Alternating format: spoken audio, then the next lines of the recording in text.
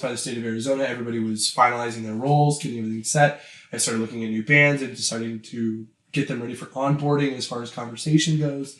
And that's pretty much all 2017 was. 2017 was literally hunt for as many bands as you can, get yourself legally certified, and bring in 2018 as hard as you can. Okay, awesome. And I mean, as far as 2018 goes, I mean, I know that we're already a month and a half in, but what are we looking at as far as 2018? Well, with 2018, there's a lot we can talk about, and there's a lot that we can't talk about. Okay. A lot that we can't talk about is pretty much under contract with people that we're discussing. So, 2018 is already seeing the label's first release through Sunspeaker. That album comes out April 20th. The title is called Of Lustra. It's their debut album. They had it mixed and mastered by Mick Kenny of Anonymous Rock, which is a Metal Blade Records band.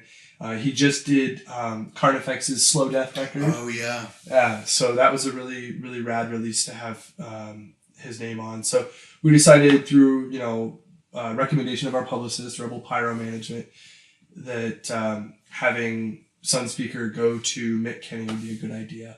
And it turned out great, and I got a chance to hear the album, and it's really solid and really straightforward. We've been looking at some other bands that we're very, very interested in, whose names I can't share at the moment. But believe me when I tell you, when they come out, it's sure to be exciting. I don't want to boost the choo-choo hype train too much, but I'm excited for it, and I feel like a lot of other people would be excited for it. Okay. So 2018 it's going to be a good year. Okay, hell yeah. All right, so it's not every day that we get to interview a label, and I'm pretty sure that one question that a lot of people are going to be asking. So what do you guys look for when you're looking at bands? Like, what do you look for in a band that you want to sign? That's a really solid question, and it's a completely fair question that you're right. A lot of people are going to be asking, especially seeing this interview. With SGR, we actually look at a few things, but we also ignore a few things. A lot of your standard questions are, what do your tour numbers look like? What do your show numbers look like? We don't care. We understand that the market is changing and the industry is changing, and that tours are not as common for startup bands or bands that are really getting their gears rolling, and that the internet is more of a common ground for people to release their material. So a lot of the things that we tend to look for are, what do your social media numbers look like? Do you have good engagement? When did you create your social media pages? And from the instance in which you created your pages, what have your numbers looked like from then to now? And that's really important because that shows the level of engagement. Are you engaging with your fans enough? Are you making enough content? Is that content good enough content where the people that you're reaching, your target demographic, are they going to appreciate that content? Are they going to share it? Are they going to comment? So is it gauging interaction? And at that point, that's a critical question for us. And then we decide to also look at their 3-year plan and their 5-year plan. And those are important specifically because if I reach out to a band and I say, hey guys, what does your plan look like for the next 3 years? And I get I don't know, or a less than enthusiastic answer, then I know better than to pursue that. Right now, with what we're asking of a lot of bands are numbers specifically, Facebook engagement, Instagram engagement. Do you have a band camp? How's that doing? Basically getting a feel for how they're reaching out to their market and how their market is reacting to them. There's an old adage to the internet world, and it is content is king. If you have good content, good response. But a lot of times you need basically to push that content. And a lot of bands starting don't know how to do that. And that's what SGR is for. SGR wants to change a lot of the way the industry is working. Right now it's, hey, I'm a band. Hey, I'm looking for a label. I want to take a loan out from this label so I can get my record done so I can go tour. Then it's like, okay, awesome, 10 grand. Then you are stuck touring for however long to pay that back until the next album cycle comes. And a lot of labels want to see, 1,000 copies sold in the first week. You know, if you've got a good enough product, it should sell itself. And I hate that saying more than anything in the world, but it's true. If your product is of good quality, it will sell itself. And I mean, it's one of those things for up and coming bands and bands that have been around for a long time. I mean, I look at numbers a lot and I see bands, good case and example, like Five Finger Death Punch. Everybody knows who they are, whether you like them or not. They killed it. Their newest record, I think it was something like, I want to say it was 30,000 records sold. Okay, so that's in the first week. Okay, then you've got bands like Fallujah, and you've got bands that are of the same caliber that are killing at what they do in their market. They are just absolutely crushing it, but their record sales don't even touch those numbers. Yeah. And there's a problem with that. And a lot of that problem has to do with what's digestible to the market and what's reachable and who's going to put them on. Now, don't get me wrong, Fallujah is doing worldwide tours. You know, they are going all over the place. They're on Nuclear Blast. They're doing a good job. But it doesn't change the fact that the market is changing. And it's evident in numbers. That is my key point here. The market is changing and it is evident in numbers. If you're not already in with the current market, good luck. Yeah. Because it's an uphill battle. But with bands that don't want to tour, bands that want to do the online thing, they want to sit at home and they want to do everything from the comfort of their desk and maybe go on Twitch and do things like that. You know, that's who we're looking at. Yeah. Because you've got guys like, for example, one of our artists, Ed from Vitalism, he started out online. Yeah. He started out just killed it with, you know, his playthrough. I think the song was called Polarity, and he crushed it. You know, and it was great. And then it took off from there. You know, so a lot of the bands that we look at, we want them to be online. We want them to be able to push from a digital perspective and reach their market accordingly.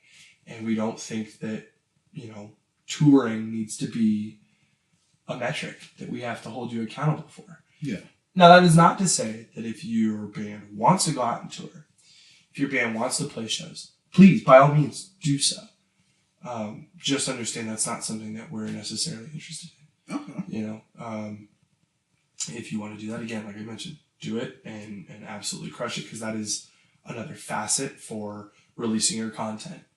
You know, right now, though, I don't think that's the best way to release content. I think the best way to release content is to hit up some of the digital marketing streams that aren't being paid attention to. Yeah. Twitch. I mean, if you look at Nico from Kardashev, he goes through and he streams to different countries, you know, and has audiences and fans from all over that love Kardashev, you know, and it's telling, you know, of the changing of the market.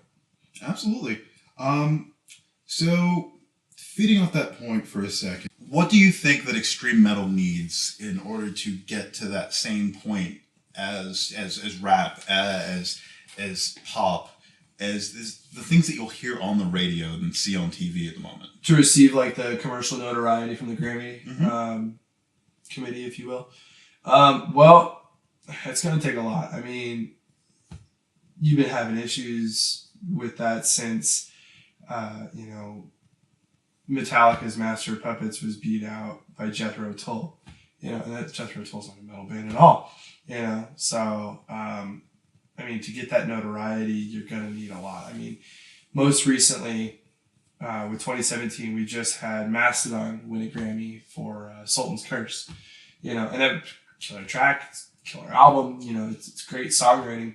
But on the other flip side of that coin, you've got Meshuggah, who was also up for a Grammy. And they've been around, they predate Metallica. They've been around since, I want to say, 81 to 83, roughly around there. And they've been doing this for years. I mean, like I said, they're pioneers, you know, they're old enough to be our dads, you know, and these guys are just now getting nominated for a Grammy, to my understanding. They may have had prior nominations, but not that I'm aware of. And then you have the younger group of guys, ABR, August Burns Red, who were also nominated for a Grammy. So that's also telling that, the younger generation of metal artists is being recognized, but still the more palatable of them all being Mastodon. And I think what's really needed rather from the metal community is people need to support with their wallet. Yeah. I mean, it sounds really harsh, but it is the honest truth. If you enjoy a band or you love a band, the number one way to support that band is to pay them for what they do. I mean, artists all of the time will spend hours to come up with 30 seconds. 30 seconds, that's it. It's a lot of time, And for someone to go and say, man, I really love this album or I really love this song, and then to just steal it, it's like, cool, well, you've just now devalued that time, that work that you so allegedly love. And I think that if the Grammy Council or Committee or whatever they're called, pardon my ignorance on that, but I think that if they kind of took their head out of the sand a little bit more and they looked at more bands that are busting their asses like August Burns Red have been for years, like Mastodon's been for years. I mean, Mastodon was roaming the stages when Baroness was doing their thing. I think Baroness even got nominated for a Grammy for their latest record, Purple, for Shock Me. And they paid more attention to guys and girls, like Code Orange, and started really looking at extreme music for what it is, which is an extreme art form. People that go to art galleries are there to see specific pieces of art. They're not there to see your Monets. They're not there necessarily to see your Picassos and things like that. They are there for some of them are there for Jackson Pollocks, which is abstract. And a lot of people who are super snooty about art may not consider Jackson Pollock to be an artist. But the fact of the matter is, it's art. Yeah. And it deserves just as much attention as somebody who makes beats for a famous rap artist. Yeah. Somebody who is a songwriter. I mean, a really good example is Chris Stapleton. Chris Stapleton used to sing for the Steel Drivers. I don't know if he does it or not anymore, but he's a popular country artist who also wrote a lot of really famous country hits. If I'm not mistaken, he wrote a few for Josh Turner, who was a really big country artist. And Chris Stapleton is just now getting the leg up to performing on his own. Yeah. So it's not just metal that's receiving the oversight of the Grammy Committee, or music in general. But more so to the point, I think that metal needs to be paid more attention to, as there is a lot of work that goes into it, both from the songwriting, the song structure, composition, all the way to the mixing and mastering. I mean, mixing and mastering a metal album is a laborious task. I mean, there's a lot going on, especially with bands like Cattle Decapitation, where they've, got tons and tons. Yeah, exactly. They've got tons and tons of riffs that are just flying, and you want to make sure you can hear damn near every one of those notes that Josh is nailing. You want that shit to be as articulate as possible. You want to hear the bass. You want to hear the drums. And you want to make sure the vocals sit in a specific spot. In the meantime, you've also got everything else going on if they've got ambience. Yeah. Great example is Shadow of Intent. Yes. Shadow of Intent's newest album, Reclaimer, is perfectly, in my opinion, mixed and mastered between the orchestration and laying the instrumental foundation right underneath it, and still having Ben Jor's vocals sit perfectly on top, and everything is lovely. Yep. That deserves notoriety. That deserves the attention, because everybody worked their ass off from start to finish to make sure that the quality product was delivered. Yeah. Shadow of Intent's been around. This is, I think, Reclaimer is technically their third release. Yes. There's their first EP, the first full-length album, and then Reclaimer, right? Mm-hmm. Yeah. Why is it taking them their third release for everyone to realize how good this band is? It's horseshit.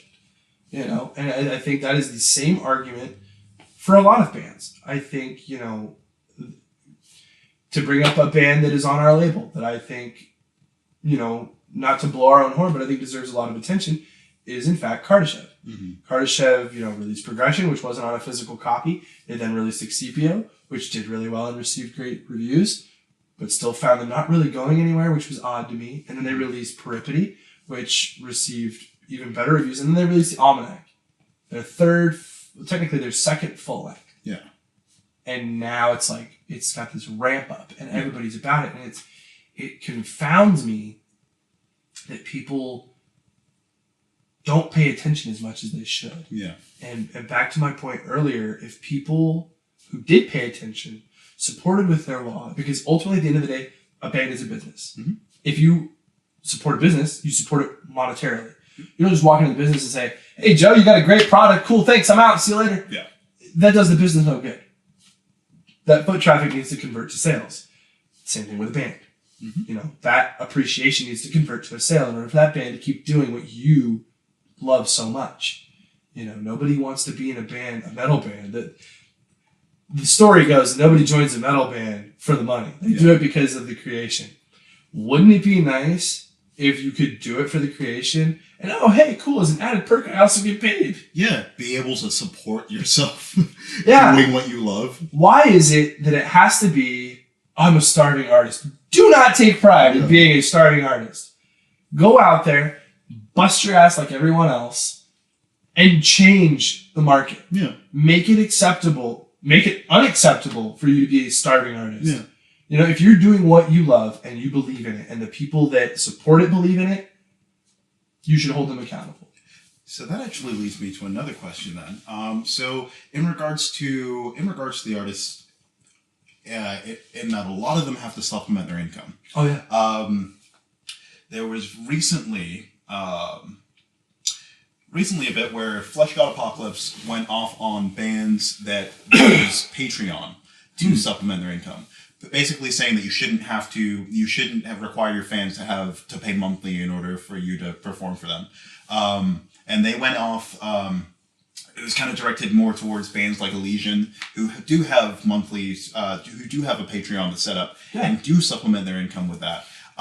What's your take on how the industry has adapted these days and how artists are having to make their money? First of all, I would say this. Patreon is not a requirement. So if Flesh God is saying, well, you shouldn't require your fans to pay for your music, I call bullshit. Yeah. Primarily, we are talking about a band who I also love. We are talking about a band who has already made it, who's already signed to a major label, who's already touring. Okay. To me, your opinion doesn't matter in that case. Yeah. If you're telling me, and I'm starting, that I shouldn't have a Patreon to force my fans to listen to my music, you're wrong. You're absolutely wrong. Patreon is a little bit of a slippery slope, I will admit, because it does use a tier system, and I do have a small problem with that. I think you should be making your music accessible to everybody, regardless of level. So maybe paying $5 a month to contribute would be fine. Yeah, and in Allegion's case, so they actually had added benefits. It wasn't... So they would just like, hey, for this amount, you'll get access to this content. Right. And for so on and so forth. And I think, to my point earlier, to your previous question, it's holding fans accountable. It's basically saying, hey, look, you guys forced us to this point. You willingly let one bad apple ruin the bunch. You chose to let piracy continue to be a thing, and you went all up in arms because now you can't steal the music as often or as frequently or as easily, and you forced us to this point. So if you don't want to pay, then I guess you really don't support the music as much as you say you do. And to me, I think it's great. I think that using Patreon is a tool that is available to the public. It is available to creators alike, from photographers to labels to bands to people who draw. You know what I mean? You want access to that content? you're going to pay for it. Yeah. And I think that you should. I don't think that that's a bad thing. I personally don't agree with Flesh God Apocalypse condemning another band saying that they don't, like, where do you get off doing that? I mean, that's, first of all, that's uncalled for. Secondly, to me, that is wildly unprofessional. Yeah. You know, you have guys, Nail Blue Scars, was either their guitar player or their violinist, one of the two. Mm-hmm.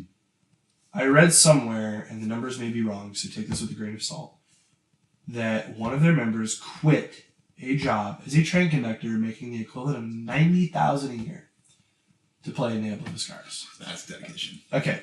Not only is that dedication, that also shows that he had something that he could supplement his income with, but it wasn't cutting it. Yeah. So, to your question earlier about supplementing income, there's never going to be a right or wrong answer for that. I mean, you could have the most cush job in the world that lets you tour, that lets you do whatever, and then comes back and doesn't bat an eyelash. As an artist, you're always going to have that, I hate it here. I just want to do this forever. Yep. You know?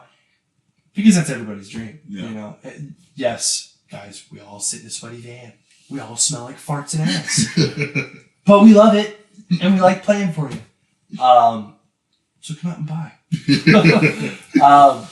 But yeah, I mean, so Nail Blue Scars is not Flesh God Apocalypse level, but they're close. Yeah.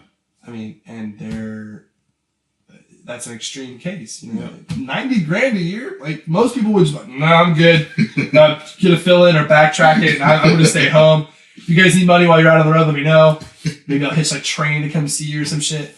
You know, but no, I think condemning other bands for changing and growing with the market instead of going against the grain is asinine. I think that's foolish. Well, absolutely. I probably would catch flack for saying that. So, what closing words do you have for everybody? What do you want to... Final take do you have for this? That's a pretty broad question, and it's going to have a long answer. I mean, in the short of it, good work isn't cheap, and cheap work isn't good. If you've got a product, you need to invest in your product. You need to market your product, and you need to push it because you believe in it. Don't cut corners. Certainly don't do anything on a whim. Definitely do your research. Definitely do your thinking. And in some cases, step on as many toes as you can. Definitely step on toes, because if you're not stepping on toes, you're not doing something right. And I completely stand behind that. I mean, there are bands that will follow blindly, and they will try and put themselves in the mold of somebody else's band, and, you know, yes sir, no sir their way, and then they get nowhere. Yeah. You know, and you're doing yourself a disservice. Each of us has to, as cliche as it sounds, each of us has to carve our own path.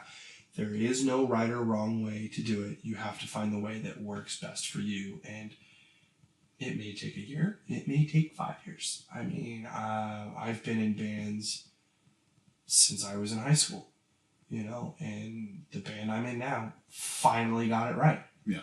You know, you can only do so much, you know, and I mean, you just work and work and work and work your ass off until you get to that point. So if I'm going to encourage anybody to do anything, it's going to be take pride in what you do, believe in it, and on a very likely chance that somebody tells you they don't like what you're doing, that's just as much as a good thing as somebody telling you they do like what you're doing. And keep just after it, keep grinding. And maybe you get to a point where you come knocking on my doorstep, or I come knocking on yours, and I come saying, hey, your hard work's paying off. Let's talk. Yeah. You know, And I mean, I'm very confident that, aside from the toe stepping part, that's mostly me, but I know the rest of my counterparts at SGR, they'll agree. They'll agree that you put your nose to the grindstone, you do what you believe in, and that's that. I mean, I don't feel like anybody should be punished for having a strong opinion about how they want to do something for their band or their art style. I mean, look at any artist that went against the grain entirely, and they routed a great example is Alphonse Mucha. Mm-hmm. He is the pioneer of Art Nouveau. He's the guy that created it. He mixes 2D and 3D. Well, he did. He's dead now, obviously. But he mixed 2D and 3D elements together. Mm-hmm. And his career took off. And now you have guys like Aaron Horkey, John Baisley, Instagram artist Meryl Art doing everything in that vein, but taking it to their extremes. And it's the exact same thing that is happening now. Yeah, your camera just turned off.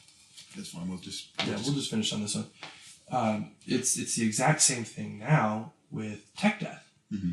I mean, tech death definitely used to be Viramia, Brain Drill, even Psyopus, although they're a little bit more on the math side of things.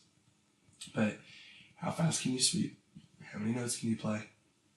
And how crazy involved is your guitar work? And now you have guys that have expanded on it, like Archspire, mm-hmm. And it's more traditional riffing, a lot less arpeggiation style riffs in the higher register. But it's another point. Yeah. They're taking it and they're making it their own and they are succeeding with it. And there are people bashing on them all day long. Because they're not afraid to step on toes and say, fuck you, this is what we want to do. If you don't like it, that's not our problem. Yeah. And it's also the same thing with Rings of Saturn, I mean, I remember Rings of Saturn getting flack for recording at half speed. Okay, really quick for any of you that don't know, if you record something at half speed and then speed it up, most DAWs will change the pitch. Unless there's some sort of fancy wand trick you got going on that I don't know about. Most of them do it to speed. So knock it off. It's 2018. That claim is bullshit. Like them, hate them, they do it. Yeah. And they catch shit for it, And it's because they're doing what they want to do. Yeah. And I don't think, like I said, I don't think anybody should be mistreated or bashed on or called out because they're doing something that one keyboard warrior doesn't like who happens to have the attention of hundreds of thousands of people. So, yeah, any other questions? Yeah, I think that's solid. Yeah, definitely, man. Thank you so much for having me. Thank you for coming down here. Always a pleasure, man. But yeah. So, thanks for watching. It's been a great experience. Hopefully it's been a great learning experience for everybody. But my name's Andre, and this has been the Arizona Breakdown. Make sure that you're checking out Tyler. That's going to be Subliminal Groove Records. Of course, all of the information is going to be in the link in the description. But right now, we're good to go. Cool. Thanks again, man. Appreciate it. Not a problem. Once again, thank you for coming down. Yeah, of course.